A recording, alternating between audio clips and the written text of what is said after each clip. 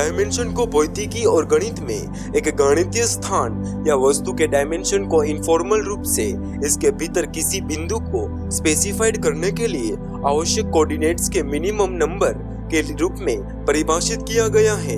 इस प्रकार एक लाइन का डायमेंशन 1D होता है क्योंकि उस पर एक बिंदु स्पेसिफाई करने के लिए केवल एक कोऑर्डिनेट्स की जरूरत होती है।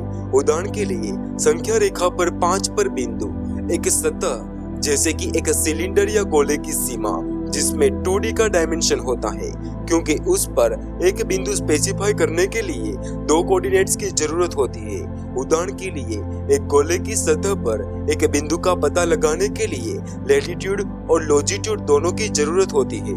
एक 2 डायमेंशन यूक्लिडियन स्थान समतल पर एक 2 डायमेंशन स्थान होता है। एक क्यूब या गोले के अंदर 3 डायमेंशन है क्योंकि इन स्थानों के भीतर एक बिंदु का पता लगाने के लिए 3 कोऑर्डिनेट्स की जरूरत होती है। क्लासिकल मैकेनिक्स में स्पेस और टाइम अलग अलग कैटेगरीज है और एब्सोल्यूट स्पेस और टाइम को संदर्भित करते हैं। दुनिया की वह अवधारणा एक 4 डायमेंशन स्पेस है, लेकिन इलेक्ट्रोमैग्नेटिज्म का वर्णन करने के लिए आवश्यक नहीं पाया गया है। स्पेस टाइम के 4 डायमेंशन में ऐसी घटनाएं शामिल होती है जो पूरी तरह से स्थानिक और अस्थायी रूप से परिभाषित नहीं होती है बल्कि एक ऑब्जर्वर की गति के सापेक्ष जानी जाती है।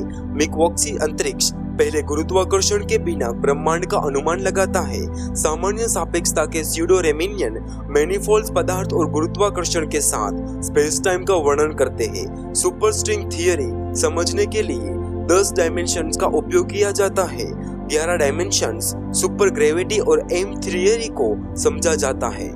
डायमेंशन का कंसेप्ट भौतिक वस्तुओं तक ही सीमित नहीं है बल्कि हाई डायमेंशनल स्पेस अक्सर गणित और विज्ञान में पाए जाते हैं। वे यूक्लिडियन स्पेस या सामान्य पैरामीटर स्पेस या कॉन्फ़िगरेशन स्पेस हो सकते हैं। ये स्थान कभी खत्म नहीं हो सकता है जो उस भौतिक स्थान से स्वतंत्र है जिसमें हम रहते हैं। गणित में किसी वस्तु का डायमेंशन उस बिंदु की स्वतंत्रता की डिग्री की संख्या है जो इस वस्तु पर चलती है। दूसरों शब्दों में डायमेंशन स्वतंत्र पैरामीटर या कोऑर्डिनेट्स की संख्या है जो वस्तु पर होने के लिए बिंदु की स्थिति को डिफाइन करने के लिए जरूरी है। उदाहरण के लिए कोई बिंदु का डायमेंशन 0 है, एक लाइन का डायमेंशन 1 होता है क्योंकि एक बिंदु का लाइन पर केवल एक दिशा में गति कर सकता है। डायमेंशन एक वस्तु की आंतरिक संपत्ति है। इसका मतलब यह है कि यह उस स्थान के डायमेंशन से स्वतंत्र है जिसमें वस्तु है। उदाहरण के लिए एक वक्र और एक सर्कल जो एक डायमेंशन का होता है क्योंकि वक्र पर एक बिंदु की स्थिति वक्र के साथ एक निश्चित बिंदु पर पता हो ऐसी दूरी से निर्धारित होती है। यह इस तथ्य से स्वतंत्र है कि एक वक्र को 2 से कम आयाम वाले यूक्लिडियन स्थान में जोड़ा नहीं जा सकता है जब तक कि यह एक लाइन ना हो। यूक्लिडियन n स्पेस e⁻n का आयाम n है। जब अन्य प्रकार के खाली स्थान को सामान्यकृत करने का प्रयास किया जाता है तो एक प्रश्न का सामना करना पड़ता है कि e⁻n n डायमेंशन क्या बनाता है। एक जवाब यह भी है कि त्रिज्या सिग्मा की छोटी बॉल द्वारा n में एक निश्चित बॉल को कवर करने के लिए सिग्मा पावर -n के क्रम में ऐसी छोटी बॉल की आवश्यकता होती है।